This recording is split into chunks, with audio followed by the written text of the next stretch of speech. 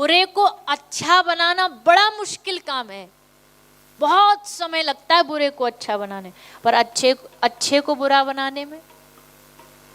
अच्छा चलो, 10 दोस्तों का एक ग्रुप है, उस 10 में से 9 लोग शराब पीते हैं और एक नहीं पीता, तो किसका पल्ला भारी?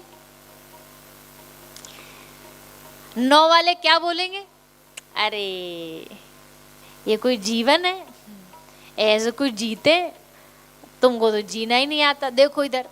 9 उसको इतना प्रभावित करेंगे कि 10वें को खुद पे डाउट होने लग जाएगा कि हम सचमुच ही तो गलत नहीं है जब ये 9 की 9 बोल रहे हैं, कुछ तो हम में गलती है। अच्छा, जो गलत करता है वो तो कलयुग देखो, जो गलत करता है वो तो ऐसे चलता है सर-तान के, और जो बेचारा सही के रास्ते पर है ना कि भैया हम देखो, हम मांसाहार नहीं खाते, हम मदिरा नहीं पीते, तो जो 9 वाले वो उसको ऐसा टेढ़ा टेढ़ा देखेंगे जैसे ये पापी है और हम धर्मात्मा है, ये पापी और हम धर्मात्मा, ऐसे देख। उसे भी अपने आप पर लगने लगता है भैया अब इनमें सेटल होना है, इनमें एडजस्ट होना है, तो तुमको भी ये तो करना पड़ेगा। वो इधर से बहुत खुसर पुसर आ रही है, कुछ गड़बड़ सी लग रही है, कुछ मामला गड़बड़ लग रहा है। अच्छा, कथा एक चीज और है, कथा दर्पण है। जैसे जैसे आदमी सुनता है तो सुनता नहीं है, उससे सब कुछ अपने ऊपर घटता हुआ नजर आता है। जैसे हम पति पत्नी की बात कोई कर दें तो फिर सब ऐसे अच्छा, एक विशेष बात और है कथा की, अगर हम कोई ये कहे आदमी अच्छे इंसान के ये गुण हैं, ऐसा ऐसा अच्छा इंसान, आदमी अपने पे लेता है कि ये गुण तो हम में सारे, और जैसे कोई ये कहे कि बुरे इंसान, धोखेबाज इंसान ऐसे, तो तुरंत साइड वाले को देखेगा कि ये है ऐसे, हम तो एकदम बढ़िया है, ये है थोड़े से टेढ़े से। अच्छाई आती है तो हमें अपना आपा दिखता है, बुराई आती है तो सामने वाला दिखता है। खैर, हमारी चर्चा चल रही थी कि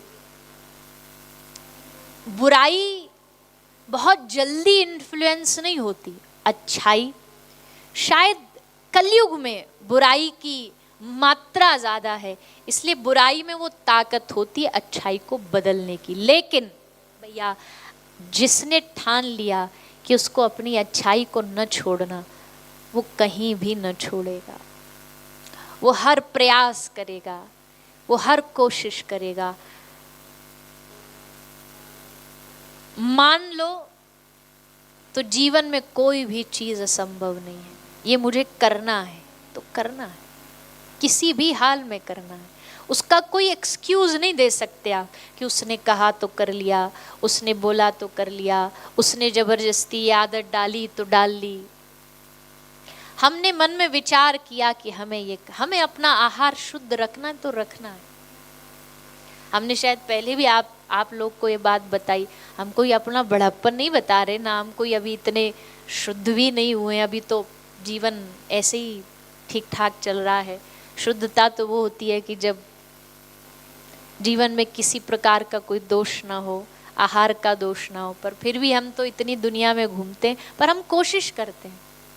और खासकर ये जो भागवत सेवा परिवार द्वारा कथा होती है, ये तो हमारे लिए थोड़ी कठिन भोजन के हिसाब से इसलिए भी होती है क्योंकि होटल में रुकते हैं, किसी के घर में नहीं रुकते। अधिकांश तो जहाँ जाते हैं घरों में रुकते हैं, कहीं भी विदेश में कथा होती है तो घरों में ही रुकते हैं।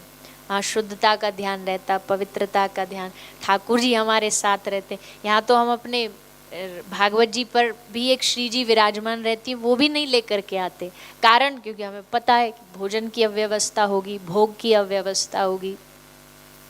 पर फिर भी हम कोशिश, यहाँ तो बाली में तो बहुत कृपा है ठाकुर जी की, हमको 2-4 ठीक वेजिटेरियन जगह मिल गई भोजन पाने को, पर इससे पहले जो 2-3 जगह गए वहाँ तो हमारे 10 दिन प्राण ही निकल गए एकदम ऐसा नहीं, व्यवस्था तो सब बना के रखते, पर हमारे अपने कुछ नियम है तो नहीं होता।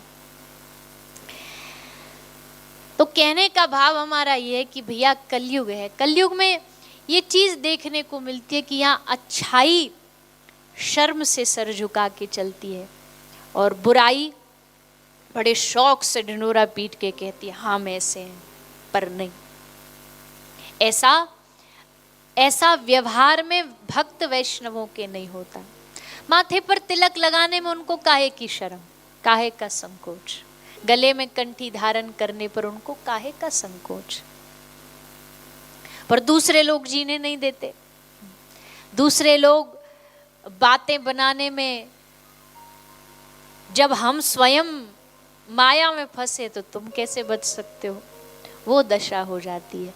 पर भैया हम आप सबसे प्रार्थना करें, मृत्यु की तैयारी इतनी सी बस रखो, हरि का भजन करते रहो। योगिनाम निर्पनिर्णीतम हरेर नामानुकीर्तनम। आप संसार में कुछ भी हो जाए, राह चलते आपके हृदय में, आपके चित्त में, आदमी को, शरीर को समय समय पर विटामिन्स की ज़रूरत होती है, कैल्शियम की ज़रूरत होती है, सब प्रकार की औषधियों की ज़रूरत होती है। वैसे ही हमारे मन को, हमारी आत्मा को समय समय पर भगवान के नाम की आवश्यकता होती है। अगर हम जीवन में जी रहे हैं पर भगवान का नाम नहीं ले रहे ना, तो हमारा जीवन ऐसा ही है जो दिखने में तो बहुत अच्छा है। अच्छा चलो एक बात बताओ, आपने एक सब्जी बनाई, कोई डिश बनाई, उस सब्जी में एकदम मसाला बढ़िया अच्छी क्वालिटी का डाला, उसमें हल्दी डाली, उसमें बहुत अच्छा जीरा डाला, उसमें आपने टमाटर डाला, आलू डाला, सब चीज़ डाली, लेकिन ये सब डालने के बाद अगर आपने उसमें नमक न डाला तो क्या होगा? सब्जी स्वादिष्ट लगेगी?